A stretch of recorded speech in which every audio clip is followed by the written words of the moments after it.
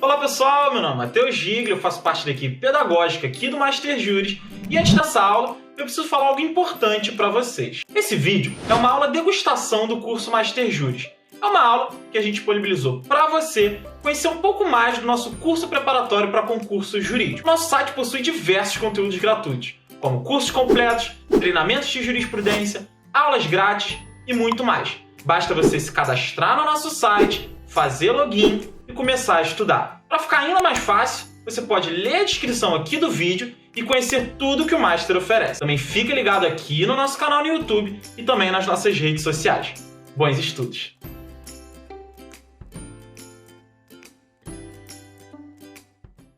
Olá, meus amigos! Estamos aqui para fazer uma atualização não só do curso de administrativo, como também do curso de direito econômico, já que é uma matéria comum a essas disciplinas, que é um comentário sobre a nova lei das agências reguladoras. Que, sinceramente, tenho até minhas dúvidas se ela merece o nome Norma Geral das Agências Reguladoras, ou Lei Geral das Agências Reguladoras, que é a nossa lei 13.848 de 25 de junho de 2019. Eu chamo a sua atenção, joga lá o nosso slide, por favor, que eu questiono. Realmente, isso é uma norma geral? Veio com esse intuito? Vejam, não há na ementa a menção que é a norma geral. E eu estou achando ela muito tímida nesse particular. Até porque, principalmente no parágrafo único do artigo 2º, tem lá a ressalva do que dispuser a legislação específica. Vejam, olha aqui. Claro que a norma geral vai respeitar as normas específicas, mas quando eu tenho uma matéria, como essa, agência reguladora, onde no artigo 2º, você inclusive tem o rol das agências reguladoras federais, são 11, a Agência Nacional de Mineração, criada no passado, foi a 11ª, você esperava o quê? Que viesse uma lei para fazer uma uniformização. Então é evidente que essa lei deveria ajustar as normas específicas para ter um padrão, Isso é que eu achei tímido na lei. Por isso, pergunto se realmente é uma norma geral ou não. Até porque, insistindo, olha ali, parágrafo único do artigo 2º. Ressalvado o que dispuser na legislação específica, aplica-se o disposto nesta lei às autarquias especiais caracterizadas nos termos desta lei como agências reguladoras e criadas a partir de sua vigência. Então, ressalvado o que dispuser na legislação específica. Insisto, é claro que a norma geral vai respeitar a norma específica, mas a norma geral tem que ter uma espinha dorsal. E essa espinha dorsal é que eu não enxergo com tanta clareza nessa legislação. De qualquer maneira, volta lá no nosso slide, o artigo 1º deixa claro que essa lei dispõe sobre a gestão, a organização, o processo decisório e o controle social das agências reguladoras, trazendo a referência normativa, inclusive, ao final, com várias alterações na legislação específica. Então, isso é fato, né? Se você chegar nos artigos finais dessa lei, olha, no artigo 36 e seguinte, disposições finais e transitórias. Aí ele passeia pela lei das agências reguladoras e vai fazendo algumas alterações, alguns ajustes, mas poucos, muito poucos, diga-se de passagem. Do artigo 36 em diante, ele vai lá ajustando as agências reguladoras a, quem sabe, uma regra geral, realmente. Então, nem a lei teve coragem de dizer que é a lei geral das agências reguladoras. Mais uma vez, olha a ementa desta lei, a ementa da nossa 13.848 dispõe sobre a gestão, a organização, o processo decisório e o controle social das agências reguladoras. Então, ele podia ter, né? Dispõe sobre a lei geral das agências reguladoras, que, aliás, era o que se discutia, né? Era o que se discutia. Então, vamos tratá-la como lei geral, tudo bem. O que me parece que a denominação que vai chegar, porque a expectativa era essa, mas eu sinceramente achei que ela não chamou para si esse protagonismo de uma norma geral. Então penso que é mais uma norma sobre agências reguladoras. E olha, eu já tinha, não sei se estão lembrados, em nossas aulas, eu já tinha a lei 9986 de 2000. Essa lei 9986 de 2000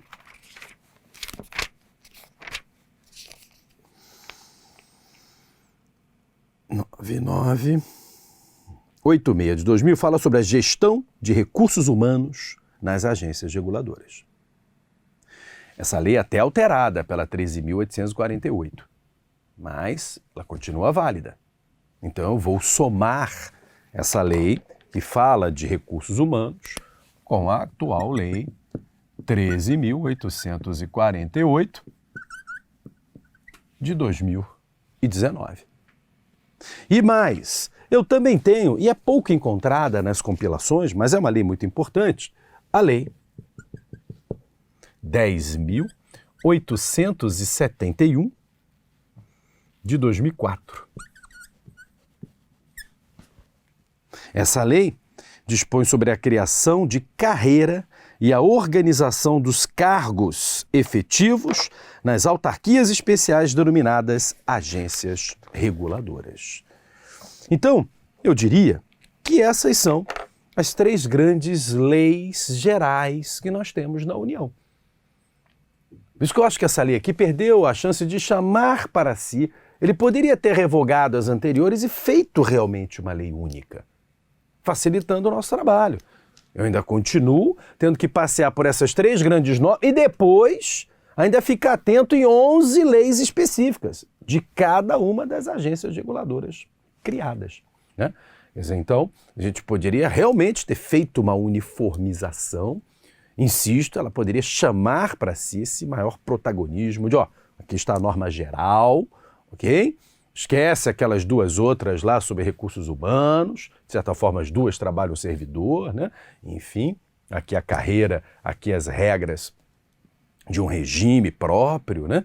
Para o servidor da agência reguladora, e deveria ter feito maiores ajustes nas normas específicas, chamando, insisto, para si realmente esse título de norma geral. Então vamos esperar para ver como é que a doutrina vai tratar isso, se vai ser rotulada como norma geral ou não. Me parece que vai, porque a expectativa era essa. Lei Geral das Agências Reguladoras, aí está. Eu, sinceramente, me sinto inibido de falar Lei Geral das Agências Reguladoras. Agora, uma colocação muito importante. Joga lá o nosso segundo slide sobre o tema. Eu chamaria a sua atenção que não há nenhuma alteração doutrinária sobre agências reguladoras no que eu trabalhei aqui com vocês, tanto no curso de administrativo quanto no curso de econômico. Doutrina sobre agência reguladora, doutrina sobre o seu poder normativo, sobre deslegalização. Estão lembrados que normalmente eu apresento a agência reguladora sobre o aspecto do poder executivo, sobre o aspecto do poder legislativo e até sobre o aspecto do poder judiciário em matéria de seu controle. Não teve mudança significativa nenhuma em relação àquilo que você já tem aqui no nosso curso. Então pode manter as aulas normais, acrescente esta aula, porque esta aula vai te trazer o que a 13.848 acrescenta ao tema. Claro que fique atento às revogações que a 13.848 fez em cada uma das leis das agências reguladoras, mas foram revogações muito pontuais e que não mexeram na essência doutrinária do tema. Insistindo, o principal tema de uma agência reguladora é o seu poder normativo. E não mudou nada do que eu expliquei sobre discricionariedade técnica, deslegalização. O contexto é o mesmo. Vamos acrescentar algumas coisas, algumas informações, ok? Mas, na verdade, entendo que não está prejudicada nenhuma aula que nós gravamos antes desta lei. Por isso, estamos acrescentando às nossas aulas de agência reguladora esses comentários, ok? Volta lá no slide. Gostaria de chamar a sua atenção que nós vamos continuar com aquela ideia de ausência de subordinação hierárquica diante da administração direta. Nós vamos continuar com o regime estatutário, nós vamos continuar com o regime próprio de previdência social, RPPS, para o servidor de cargo efetivo. E parece que há uma preocupação em unificar o número de conselheiros ou diretores em um presidente e 4 conselheiros ou diretores. E isso a gente vai achar no artigo 42 da nossa 13.848 de 2019. O artigo 42 é o artigo que traz as alterações da 9986.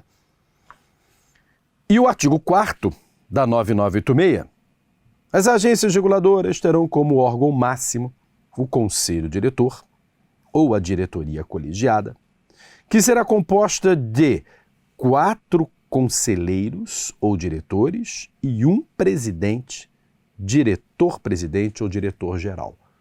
Também não unificar as denominações, né? Estão lembrados? Cada agência, já que não tinha uma lei geral quando elas começaram a pipocar, fala que eu tenho conselheiros ou diretores e tenho diretor-presidente ou diretor-geral. Então, cada uma continua com o nome que quiser dar para aqueles que formam o seu conselho. Mas a ideia interessante é que o número de 5. E mais, você vai perceber que as mudanças feitas nas demais normas, que começam, insisto, do artigo 36 em diante, basicamente todas elas vão exatamente no número de conselheiros. E procura também, não na 9986 não houve essa preocupação, mas se você olhar para cada mudança, procura também dar uma uniformizada nos 5 anos de mandato. 5 anos de mandato. Então, por exemplo, artigo 36. O 36 fala da ANEEL, alterando a 9427. E o artigo 5º, o diretor-geral e os diretores são nomeados pelo presidente da República para cumprir mandatos não coincidentes de 5 anos. Não fala do número de conselheiros. É bem provável que a ANEEL você já tenha 5 conselheiros. Então, vê a Anatel, artigo 37. A 9472 passa a vigorar com as seguintes alterações. Artigo 20. O Conselho Diretor será composto por presidente e 4 conselheiros e decidirá por maioria absoluta. Aí você encontra 38, mudança na ANP. A ANP será dirigida por diretoria colegiada composta por um diretor-geral e 4 diretores. Olha aí. 4 diretores. Parágrafo 3º do 11. Os membros da diretoria colegiada cumprirão mandatos de 5 anos, sempre não coincidentes. Quer dizer, você começa a perceber que as mudanças pontuais, todas elas olham para a composição e para o mandato. Então, olha aqui, 39, Anvisa. A gerência e a administração da agência serão executadas por diretoria colegiada composta por 5 membros, sendo um deles seu diretor-presidente. Artigo 10 da lei da Anvisa. Artigo 11 da lei da Anvisa fala: o diretor-presidente da agência será nomeado pelo presidente da República investido em função por 5 anos, vedada recondução. E os demais conselheiros, parágrafo único, 5 anos, parágrafo único do 10. Quer dizer, então você percebe, obviamente eu não vou passar por todas elas, porque basicamente a ideia é essa, procurar uma uniformização. Isso é um protagonismo de uma norma geral, né? Você tentar fixar o número de integrantes lá do colegiado e o mandato que cada um vai ter. Então, vamos ver se de fato isso vai acontecer, porque não são todas que sofreram as alterações. Você viu que na ANEEL ele fala em número de conselheiros, mas não fala em mandato. Uma fala em mandato, que é a ANEEL, fala em mandato, não fala em conselheiro. A Anatel fala em número de conselheiros, não fala de mandato. Quer dizer, você não tem tanta... Algumas falam número de conselheiros e o mandato. Quer dizer, então, a gente ainda vai ter que dar uma visão geral para ver se essa uniformização de fato aconteceu. Aqui, na 9986, ela nunca fechou a questão. E eu já criticava isso. Então, vou voltar aqui na 9986 de 2000. E vamos até aproveitar e ver se esse dispositivo continua válido. 9986.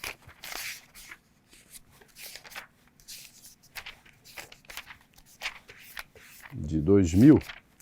Ela deixou claro que cada agência fixe o mandato que quiser para os seus conselheiros. Aqui, 9986, dispõe sobre a gestão de recursos humanos nas agências reguladoras e dá outras providências.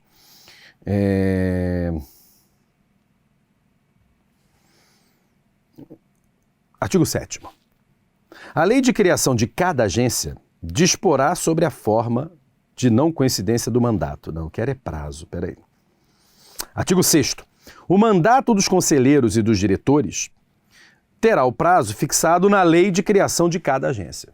Quer dizer, a 9986 já tinha perdido a oportunidade de dar uma uniformizada, né?